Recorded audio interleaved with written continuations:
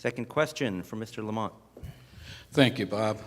For more than a decade, commercial fishermen in Gloucester, across Massachusetts, and around the country have been confronted with excessive regulation, excessive and abusive enforcement, documented, now confirmed by Inspector General's reports, and now a documented economic disaster, largely created by the federal government in the first place. We have seen extensive letter writing and many demands made by our lawmakers, yet Commerce and NOAA officials have largely ignored all calls for policy changes and accountability.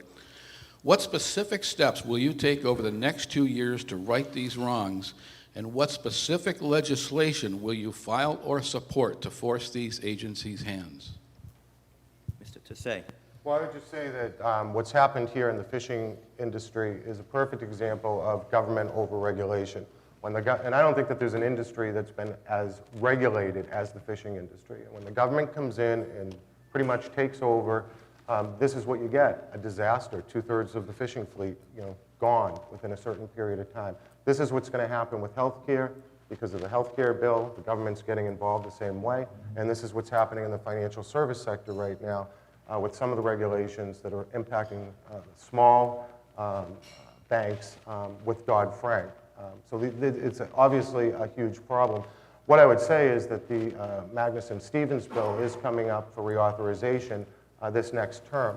As a member of the majority party, I will be in the room and I'll have the opportunity to make the case to try to get things done. We do not have one member of our congressional delegation right now in the majority party. And I think that's really important. When you are elected to Congress, you can ask for committee assignments. I will ask to be appointed to the Natural Resource Committee. There's a subcommittee on fisheries where a lot of this work is going to take place. I want to be a member of that committee. I'm going to try to get on that committee to fight for this particular industry here. Specific ideas, I think that the fishermen are the ones who really have the best ideas with this. I mean, they're conservationists, they're environmentalists, they know what's going on the ground level. Obviously, I've got some great ideas from them. Obviously, federal financial disaster declarations. Number one, there should be a time certain. So rather than just putting in a request, never getting an answer, it should be a 60 or 90-day period.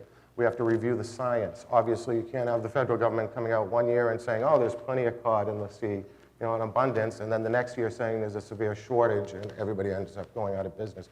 The big thing about this bill is that it's been tilted against small fishermen, and that's why everybody has been going out of business, because NOAA doesn't want small fishermen around. Small businesses, they want all the big, this is all tilted towards the big. So I want to try to make sure that the focus goes back on the ground level and that we provide some relief locally. Mr. Fishman. A very specific thing. In 1990, a fish farm was approved 35 miles east of Cape Ann. They would have 35 fish farms. They would have had a smolt farm inside the Rockport breakwater. It actually went all the way through government approval. There was a company getting ready to start it. And then the Corps of Engineers said, well, you know what?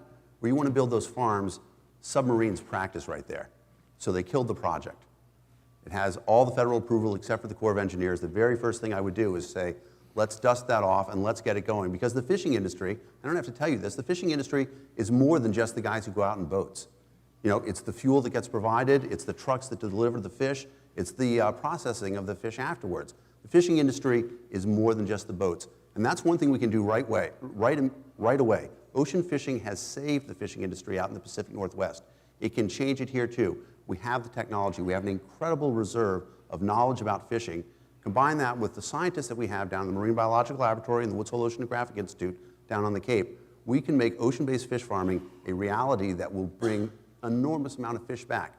There is a reality that right now, if you're a fisherman and you want to pass the job on to your 2 kids, they pass it on to their 2 kids, there's going to be an abundance of fishermen out there. We understand that there's a potential for us to look at the resource and say, we can put too many boats out of the ocean at one time. We understand that locally.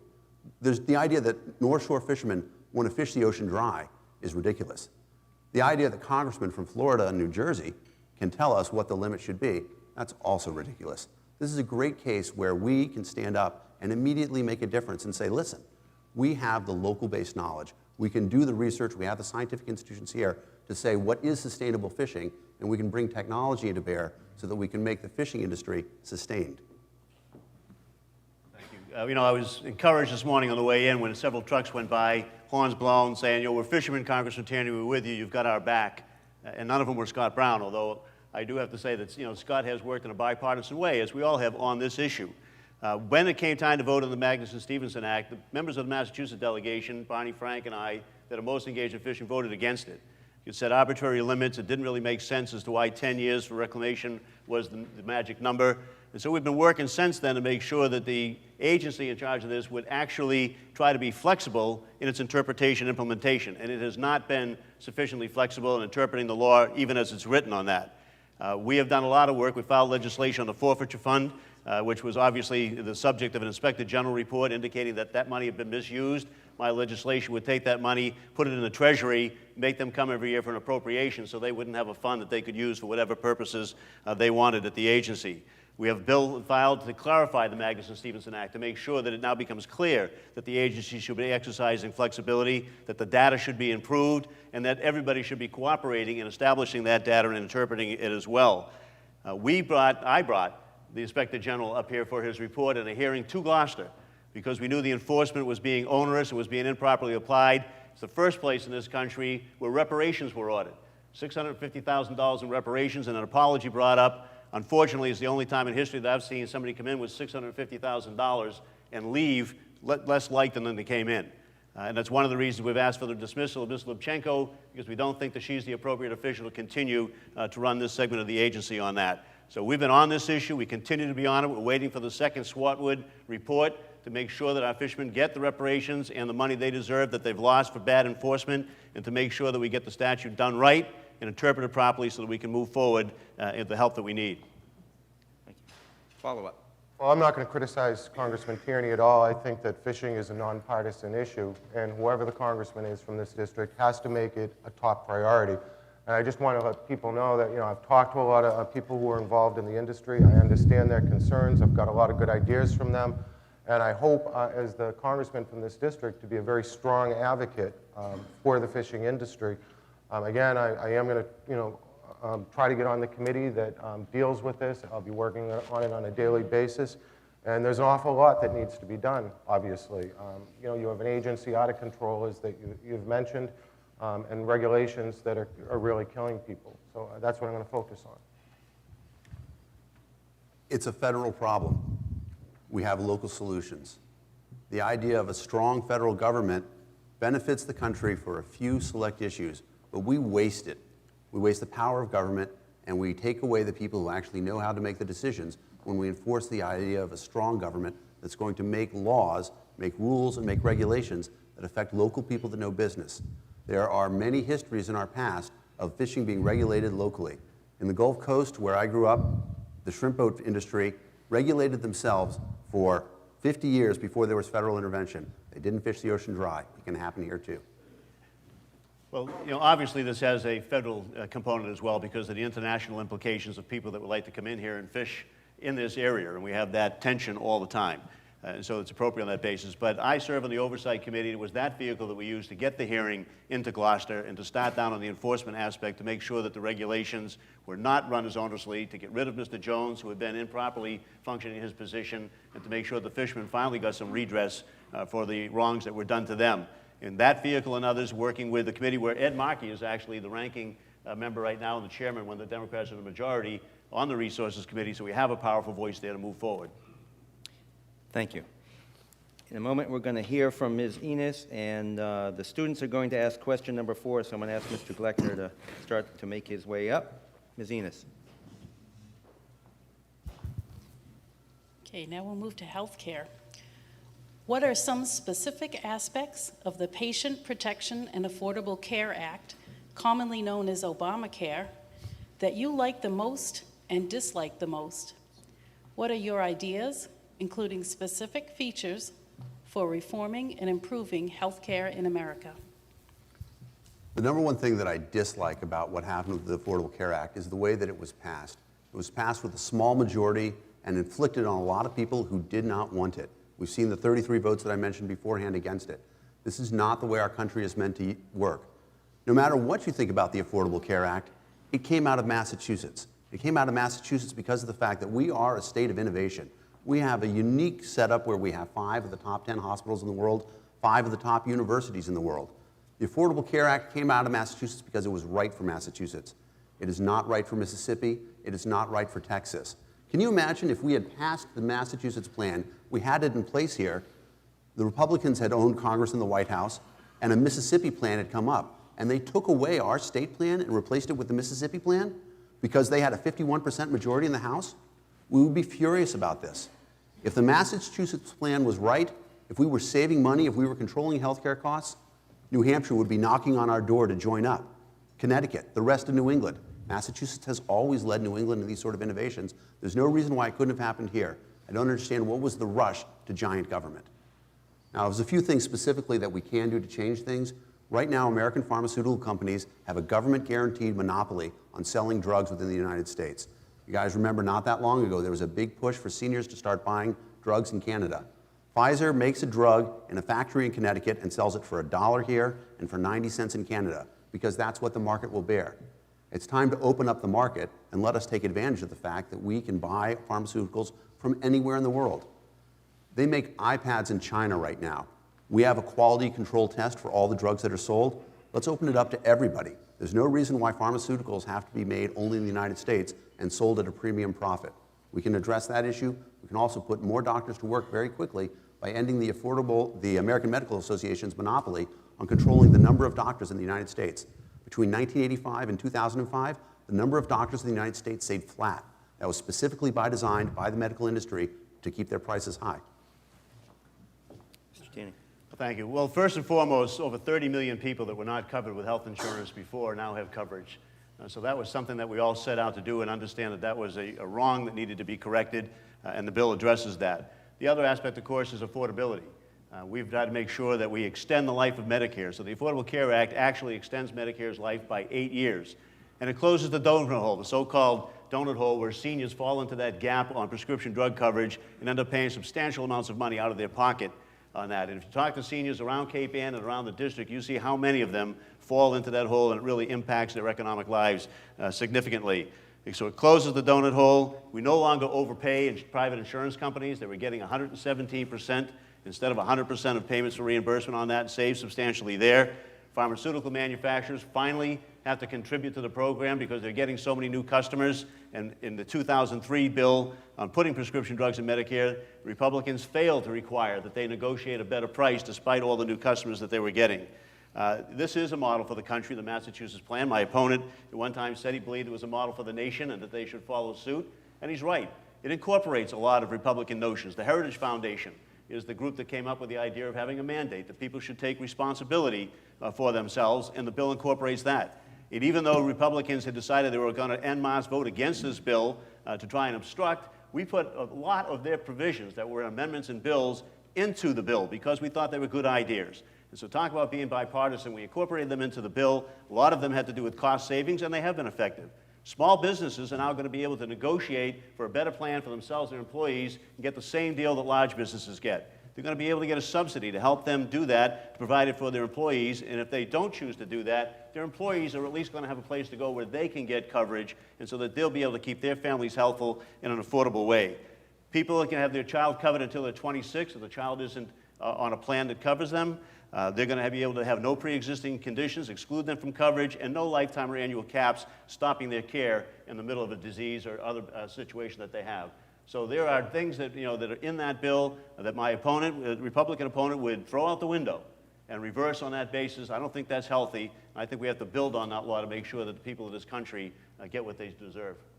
Follow-up now. Well, actually, I voted for the bill here in Massachusetts because there were a lot of good things in it, like pre-existing conditions, like keeping your kids on your plans longer.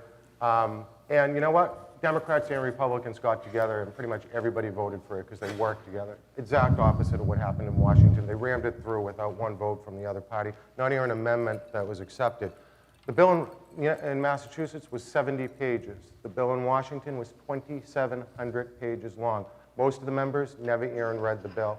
People, you're holding up the stop, but I think I have 2 minutes here. Yeah, he's on the 2-minute time. Sorry, I'm going to keep going on I like this the one. sentiment, though. Here in Massachusetts, This is we follow-up, didn't- remember. Here in Massachusetts, we didn't have tax increases. No broad-based tax increases, 21 tax increases in the bill on the federal level. We didn't interfere with the doctor-patient relationship here in Massachusetts. This federal bill is very dangerous because it puts the government in between a doctor and a patient, and the government's going to decide what type of care a patient will end up getting.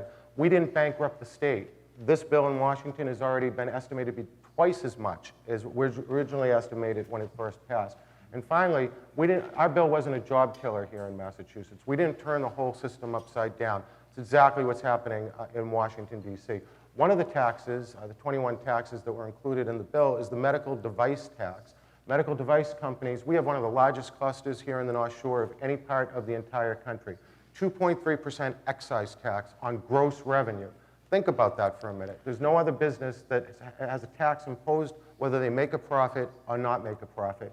Medical device companies here in the North Shore are already talking about job layoffs and hiring freezes right now. This has been one of the parts of our economy that's been creating jobs over the last few years. Average job, $60,000 to $75,000. The Congressman supports that tax, and he's opposed all of the efforts to repeal that tax. Even Elizabeth Warren has come out and said that this is a horrible tax that's going to stifle innovation and hurt a lot of people in our district. This is just one aspect of what this bill does.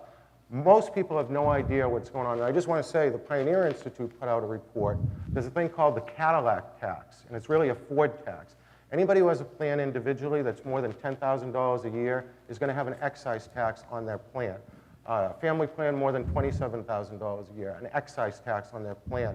For a police officer, well, a family plan, according to the Pioneer Institute, $53,000 more, an excise tax that they're going to have to pay. A teacher on a single plan, $20,000 more over a 10-year period. 1 out of 2 employees in Massachusetts are going to end up being subject to this tax. There's a lot of stuff in this bill that nobody here knows is in there. It's going to take effect after the election, and it should be scaled back. Thank you. Now we have follow-up. One of the important things about big government is the idea of unintended consequences. When the Roberts decision came through and made this law and said it is okay to do this, they established a precedent that the government can require you to buy something. This is a scary precedent. The Libertarian Party is actually going to propose an amendment to the Constitution saying government shall make no law requiring a citizen to buy something from a private company. Because right now the precedent has been set. Government says the American auto industry is in trouble. They can say, we're going to put a tax on you of $100 a year unless you own an American car. Is that what government is supposed to be doing? Thank you. You know, let's think back to the reason why we were talking about health care in the first place. We had well over 30 million people in this country that weren't covered at all, and the rest of us were picking up the tab. When they would go to get their care in an emergency room or some other place, it would be put on our bill. Small businesses, I was the president of the Chamber of Commerce in Salem for years and on that board. You know, small businesses saw their premiums rising 18% a year going on for a long distance into the future on that. This bill has stopped that, you know, is bringing down the cost increases on that. It is covering people and moving us forward. The medical device companies are moving into Massachusetts, not out of Massachusetts. They negotiated their deal with the White House on that. The Massachusetts delegation brought the level down on that and made it fairer for them at their request.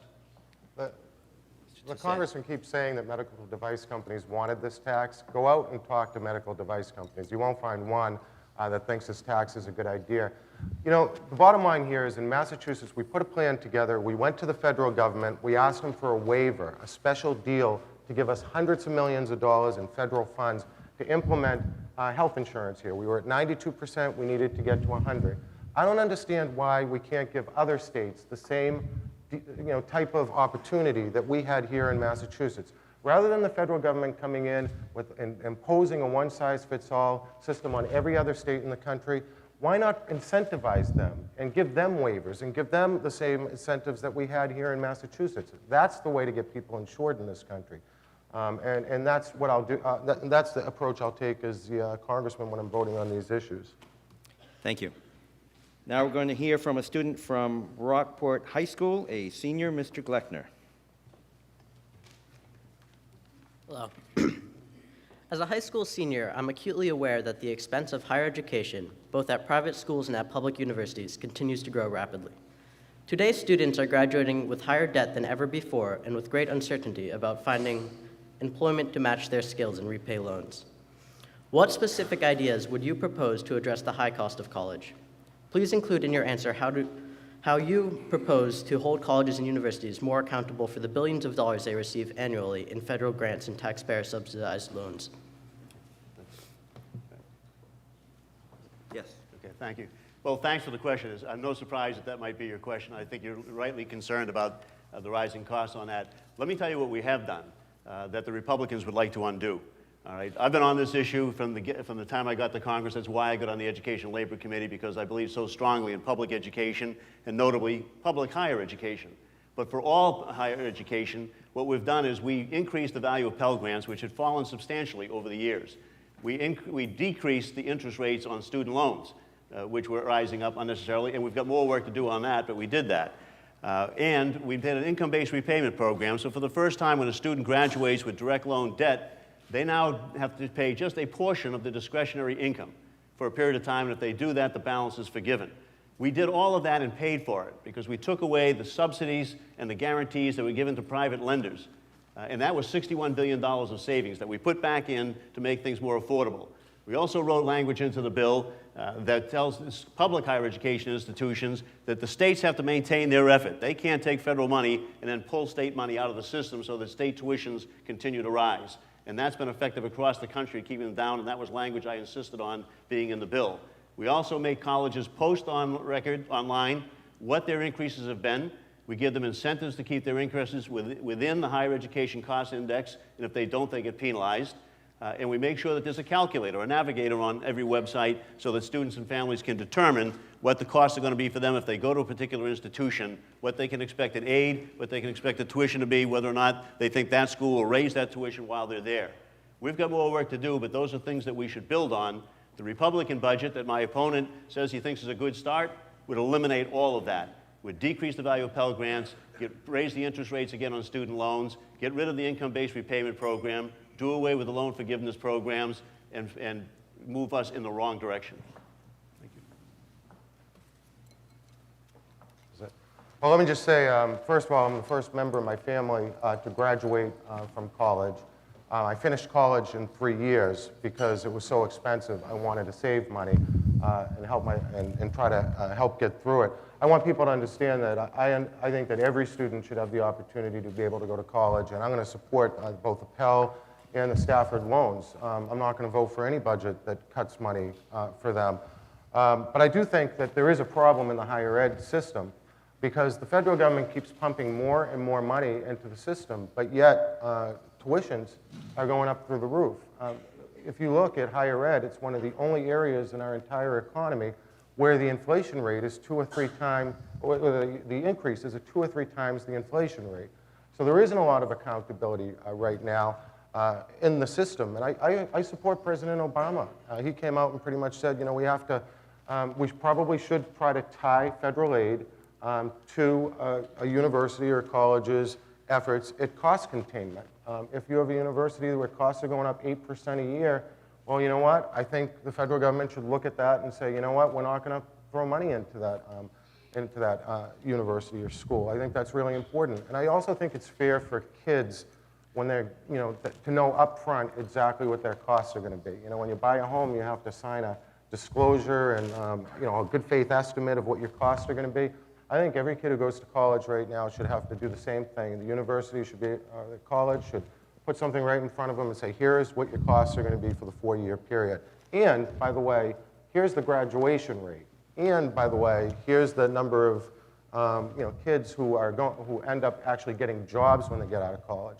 50% of college graduates right now are unemployed.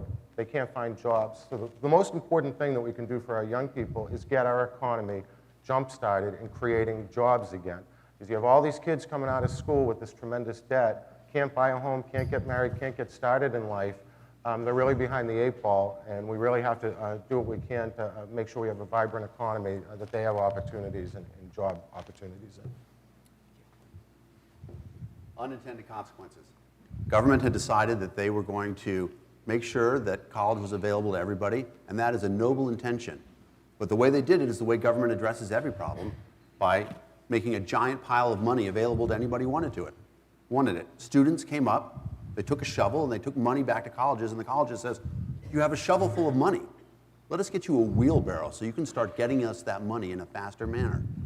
It should not surprise anybody that when there's an unlimited amount of money, there's an unlimited amount of credit, prices are going to go up.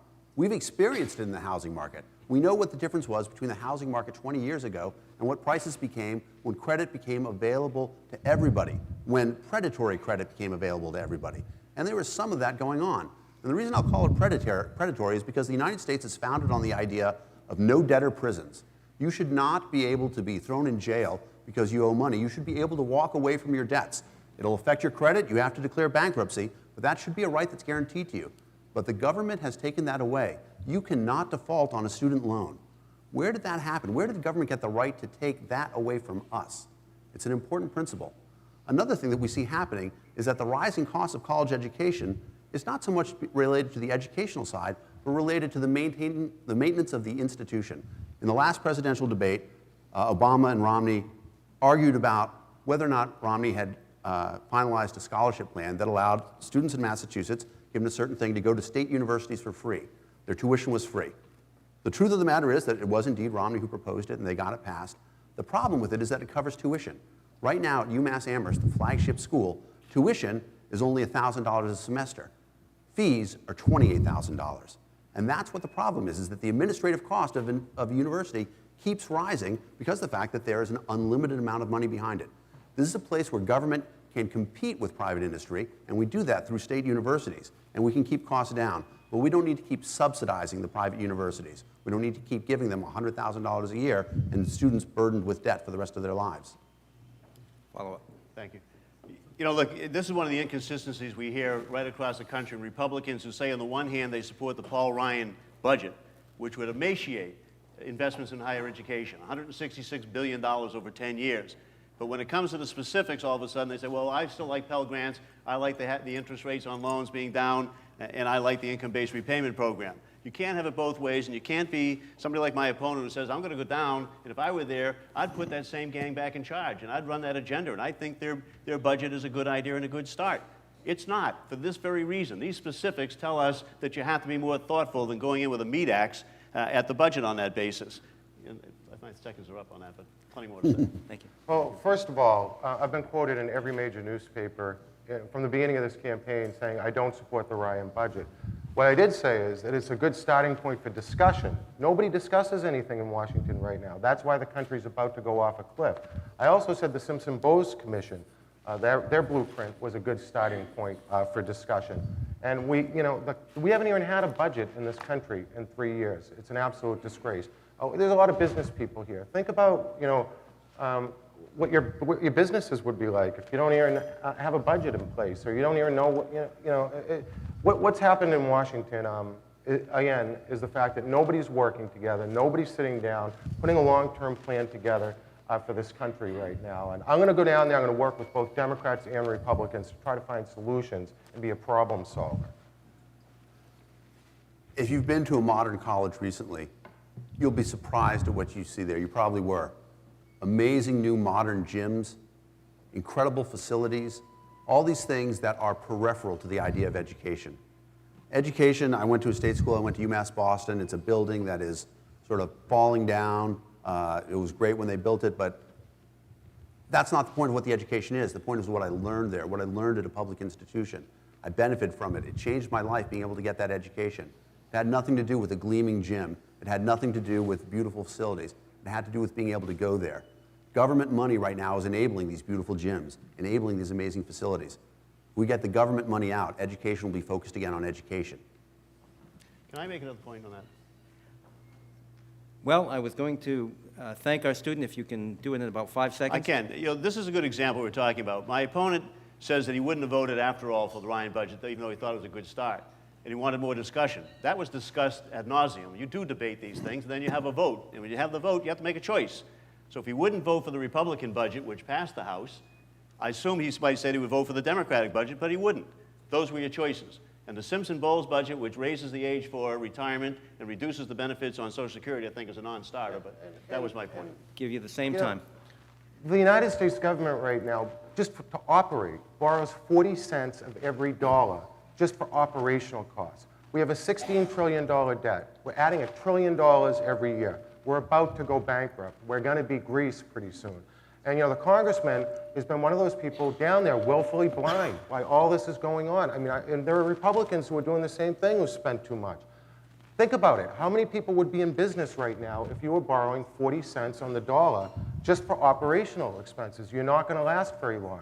This country's in a lot of trouble. And I'm going to go down. I'm not going to be one of those people who stick my head in the sand. And yet you would vote for Pell Grants. Thank No, you, I'm gentlemen. going to go down and I'm going to try to do what's right for this country, to put this country back on Thank you. track. Just to And give you an I'd like idea, to thank- just to give you an idea of the difference between our opinions, this is my idea of 5 seconds. Thank you.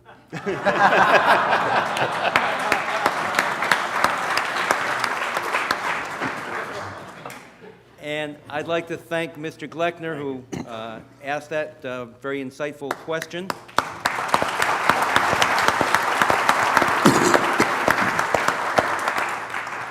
One of you lucky folks may have to have a debate with him in a few years. Thank you. Thanks.